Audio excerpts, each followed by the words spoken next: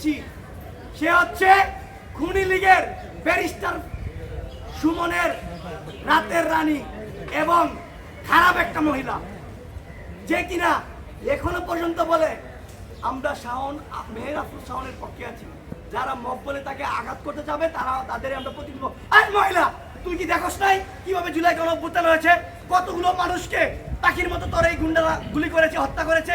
তাহলে তুই কিভাবে একটা খুনির পক্ষে নিয়ে কাজ করিস? আমাদের কাছে তথ্য আছে, এই খুনি লীগের এই পেতাত্তা, এই জান্ডাতুল পিয়া, সে আওয়ামী লীগের বিভিন্ন নেতাকর্মীদেরকে জামিনের জন্য সার্বক্ষণিক কাজ করছে এবং আওয়ামী লীগের এজেন্ডা বাস্তবায়ন করছে, আওয়ামী লীগের এজেন্ডা বাস্তবায়ন করছে।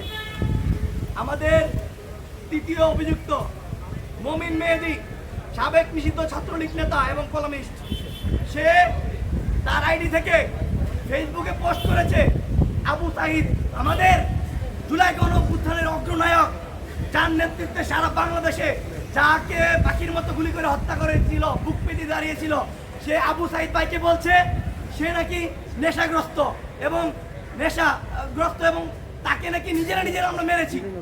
চিন্তা করেন, অথচ সামাজিক যোগাযোগ মাধ্যমে মিডিয়াতে ভিডিওগুলো এখনো সংরক্ষিত আছে। তাকে কেন এখনো পর্যন্ত অ্যারেস্ট করা হয় না? একটা ছাত্রলীগ প্রকাশ্যে কিভাবে ঢাকার শহরে ঘুরে বেড়ায়, আমরা সেটা তীব্র প্রতিবাদ জানাই। এবং আজকে তো আমরা আগেই বলেছি যে আজকে রাত 10টার ভিতরে গ্রেপ্তার করতে হবে। আমাদের চতুর্থ অভিযুক্ত আনিস আলমগীর, তিনি কথিত আওয়ামী লীগের সাংবাদিক, তিনি জেলখানায় ছিলেন, আপনারা দেখেছেন। কিছুদিন আগে তিনি জামিনে এসেছেন, এখনো তার আইডি লিঙ্কগুলো আছে। তিনি এখনো জুলাইকে কটাক্ষ করে, জুলাই গণঅভ্যুত্থানকে অস্বীকার করে সেই গণঅভ্যুত্থানকে জঙ্গি ট্যাগ দিয়ে বিভিন্ন রকমভাবে সামাজিক যোগাযোগ মাধ্যমে ফেসবুক পোস্ট দিচ্ছে।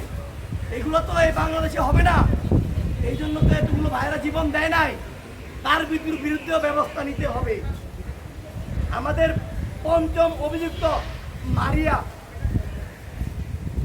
এই মহিলা জুলাই গণঅভ্যুত্থানে যারা শহীদ হয়েছে, যারা আহত হয়েছে, প্রত্যেকটা পরিবারকে গালাগালি করে।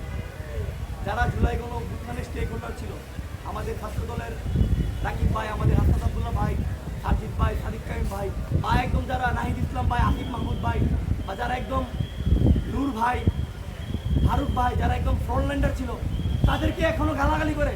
তার সাহস ভাবছেন? তার সাহসটা কোথায়? সেই সাহসটা কোথায় পায়?